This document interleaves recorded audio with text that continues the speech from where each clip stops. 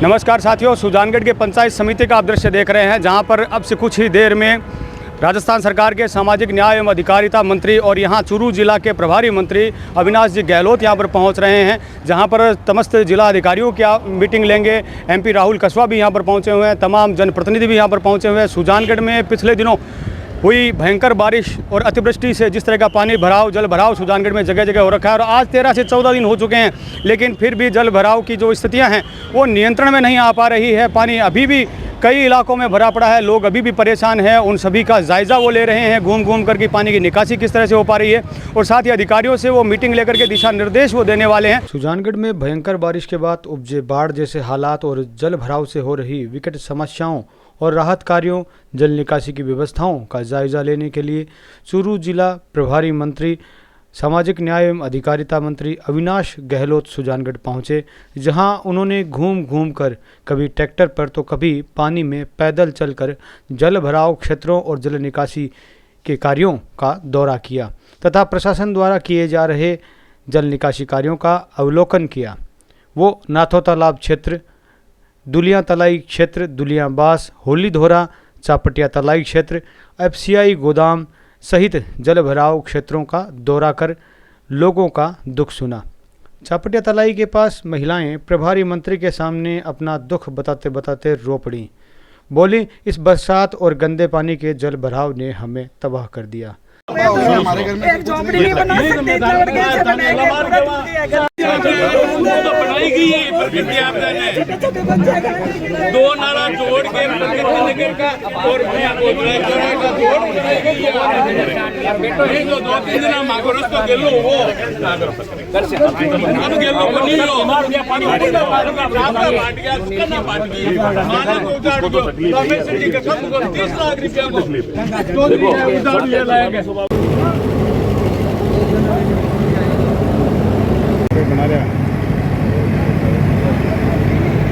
जायज़ा ले रहे हैं स्थितियों का प्रभारी मंत्री अविनाश जी गहलोत, साथ में जिला कलेक्टर अभिषेक जी सुराना मौजूद हैं।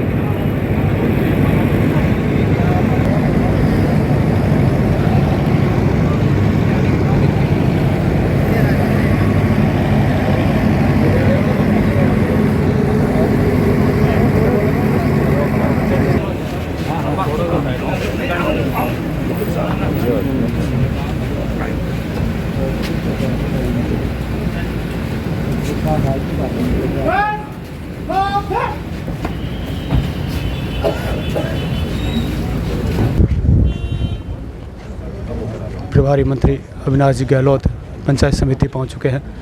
सभी जगह का दौरा करने के पश्चात मौका देखने के बाद प्रभारी मंत्री गहलोत ने समस्त जिलाधिकारियों, जनप्रतिनिधियों के साथ पंचायत समिति सभागार में मीटिंग ली, जहां जिला कलेक्टर अभिषेक सुराना ने मंत्री को पूरे बारिश की स्थिति और बचाव कार्यों का ब्यौरा समझाया। पिछले 10 सालों का एवरेज देखते हैं लगभग दुगुना है, लेकिन पिछले 50 सालों का एवरेज देखते हैं उससे काफ़ी ज़्यादा बारिश है। सर, सुजानगढ़ की अगर मैं बात करूं तो यहाँ पे जो 23 तारीख से लेके 25 तारीख के बीच में लगभग 253 mm बारिश जो है वो है यहाँ पे अतिवृष्टि के जो हालात जो है वो यहाँ पे इस प्रकार से बने। वो हालात बनने के बाद सर चापटिया तलाई, दुलिया तलाई, हरिजन बस्ती, FCI गोदाम, होली धोरा, नाथो तालाब, जमालपुरा, खानपुर रोड, नालियाबास आदि क्षेत्रों में सर बाढ़ के एक बार हालात उत्पन्न हो गए। इनमें से सभी कई सारी जगह पे सर ऑलरेडी पंप सेट वगैरह हमारे स्थापित थे, तो कुछ जगह पे हम उनको पानी को 2 दिवस में 3 दिवस में निकालने में सक्सेसफुल हुए। कुछ जगह पे जो है वो पानी सर अभी जैसा कि हम देख के आए 3 पॉइंट्स हैं हमारे, चापटिया, दुलिया तलाई और नाथो तालाब, जहाँ पे पानी अभी भी है।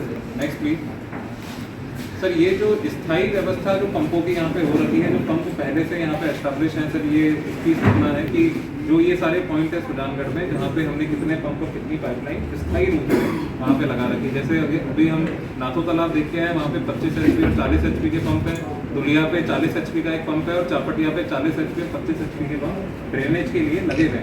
सामाजिक न्याय एवं अधिकारिता मंत्री प्रभारी मंत्री अविनाश जी गहलोत मीटिंग लेने के लिए पंचायत समिति में सभी अधिकारियों से मीटिंग ले रहे हैं। जिला कलेक्टर अभिषेक जी सुराना पूरी वस्तुस्थिति का अवगत करवा रहे हैं।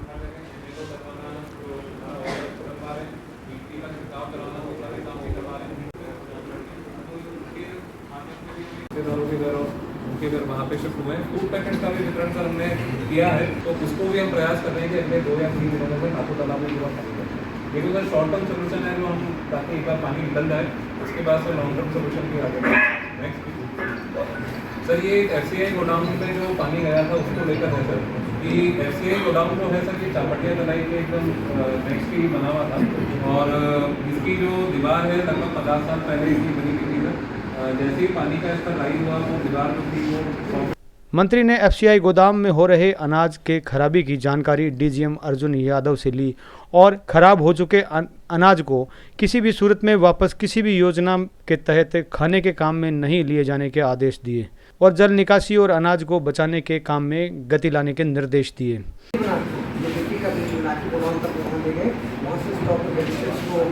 और दोनों सर 2 पॉइंट से वहाँ भी काम चल रहा है और PDS में भी वहाँ सैंपल ले गए, वहाँ पे पास हो गया। हमने सैंपल भेजा है कि जो ऊपर जो गेहूँ था वो गीला नहीं हुआ, बिल्कुल टॉप खाने लायक है या नहीं है, पहले उसकी टेस्टिंग और सैंपलिंग हो जाए। उसकी एक कमेटी हमने बना दी, उसकी सैंपलिंग कराई है। अगर वो खाने लायक जो हमारे पास रिपोर्ट आएगी तो हम उसको सप्लाई करेंगे, नहीं तो उसको आप ये बता दो कि जो 3 लेयर खराब होंगे वो कहाँ गेहूँ स्टोर करोगे? अच्छा मैं बता रहा हूँ, ऊपर वाला सारा का सारा जो है निकाल के दूसरी जगह ले जा रहे हैं जहाँ पे कि नीचे वाला काफी निकला, कल भी 2000 निकला नीचे वाला। लेकिन साहब आपने यहाँ पे लास्ट विजिट कब करी थी इसका? मैं लगातार ही हूँ नहीं इस एपिसोड के पहले कब लास्ट विजिट कर दिया?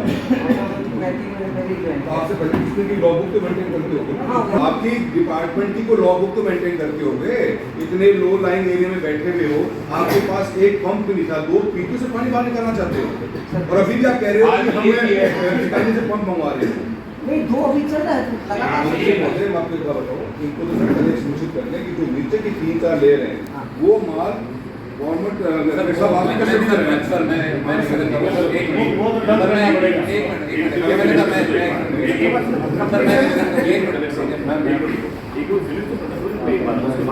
सर वही ऊपर से सारा हटाने के बाद जो नीचे रह जाएगा उसको यहाँ से हटा के मल्टी सेट में ले जाएंगे। सर उसका जो वर्टिकल का प्रोसेस होता है सैलवेजिंग का, उसमें निकाल के जो वर्टिकल के साथ सही रहेगा उसमें ये होगा। बाकी सब उसका जो प्रोसीजर है मैनुअल और कैटेगरी उसमें उसकी एक तरीके सब कुछ मैनुअल के साथ मैनुअल के साथ। अभी आप बता रहे 180 मीटर की बात कितने हुए आपके हिसाब से? अभी सर वो नीचे का 3 से 6 लेयर जो बाहर वाला है एक लेयर में जो है ना एक स्टैक है, एक स्टैक 140 होता है, 160 3200 बोरा होता है सर। उसमें ऊपर वाला 25 लेयर और टोटल 25 लेयर होता है सर। उसके हिसाब से नीचे से 3-4 लेयर है बहुत ज़्यादा नहीं। और उसमें भी सर जो बाहर वाला है वो तो काफ़ी ज़्यादा है, जो अंदर वाला है वहाँ तक पानी तो ज़्यादा नहीं है। ग्रे वाटर प्लीज उसमें आप बैठकर मत करो सर, आपकी लैंग्वेज ठीक लगी मुझे। जहाँ तक वो उसको सुधारने की कोशिश की जाएगी वो सुधार दो सर। नहीं जो खाने लायक नहीं होगा उसको खाने लायक होगा ही नहीं, गंदा नाले का पानी है वो, बारिश का पानी छोड़ना है। उसके हिसाब से डालते हैं मैनुअल के हिसाब से पर्टिकुलर कॉपरेटिव मैनुअल के हिसाब से होगा। जो खाने लायक नहीं होगा उसको किसी का हालत नहीं। आपको 180 बोरी में से कितनी बोरी खराब होगी तो चाहिए कि भाई एप्रोच में इतनी बोरी उसमें से कितनी खराब होगी? वो जैसे 25 लेयर होता है उसका उसमें से 3 लेयर 3 खराब होती है के साथ कितना होगा? 3 लेयर के हिसाब से वो 1.5 हो जाएगा, 1000 MT हो जाएगा। बारिश के पानी में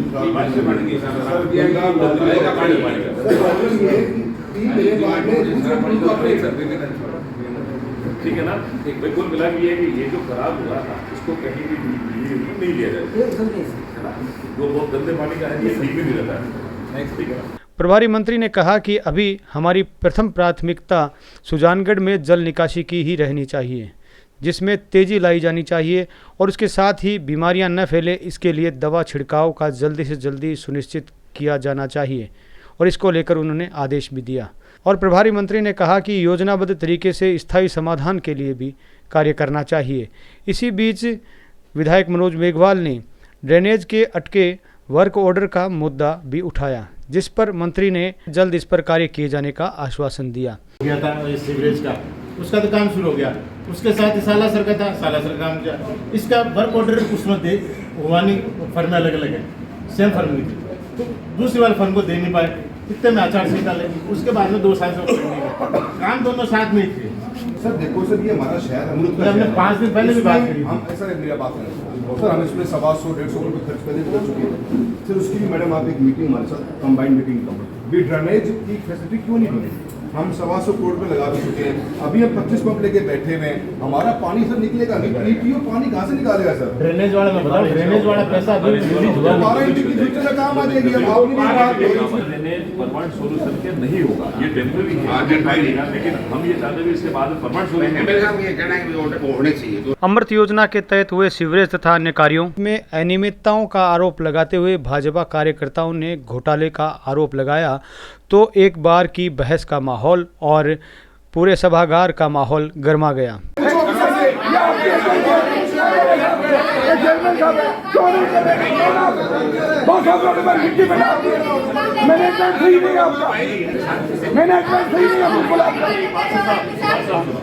मैनेजमेंट ही सही नहीं आपका। कांग्रेस के यहाँ पे सुधार में डूब रहे इनके कारण, कोई नहीं है उसमें रहमान इनके कारण। अरे सुनो, नगर परिषद काम करने वाली है, 150 करोड़ का काम है, 150 करोड़ काम बात करो, ऑर्डर को बात करो। नगर परिषद आपकी है, नगर परिषद आपकी है, नगर परिषद आपकी थी 10 साल आपकी थी नगर परिषद।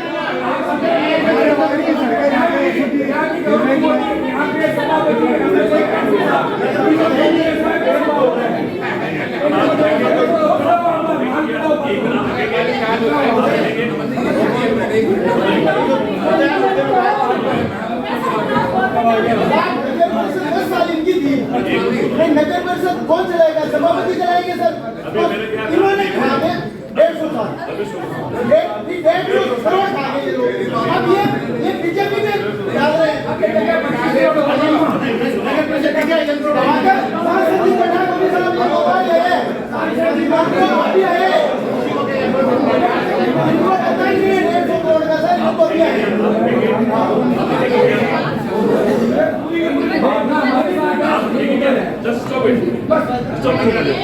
क्या हुआ उसका क्या, ये तो है कल के बाद,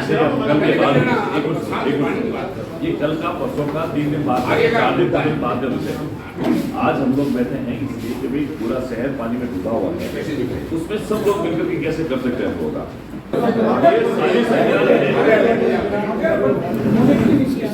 और ये सिस्टम सही होता वो समस्या हल हो जाती है। ये इसीलिए कह रहे हैं कि जो पहले हुआ था उसको दोबारा से नहीं हो, इसमें हमारा मॉनिटरिंग रहेगी पूरी। और इस बार लगभग ये जो 25 करोड़ का ड्रेनेज का बता रहे हैं, 25 करोड़ का एक कितने का है? फर्स्ट फेज का 25 करोड़ का। एक बार ये अगर ड्रेनेज वाला सिस्टम चालू हो जाएगा तो मुझे लगता है 80-90% शहर में समस्या दूर हो जाएगी। मॉनिटरिंग भी पूरी सरकार की इस तरह से कराएंगे, किसी सीवरेज का भरोसे नहीं रहेंगे और ऐसी व्यवस्था कराएंगे ताकि आने वाले समय में सरकार को दोष दे रहे हैं, सरकार को दोष दे रहे हैं, सरकार नहीं दे रही है। अभी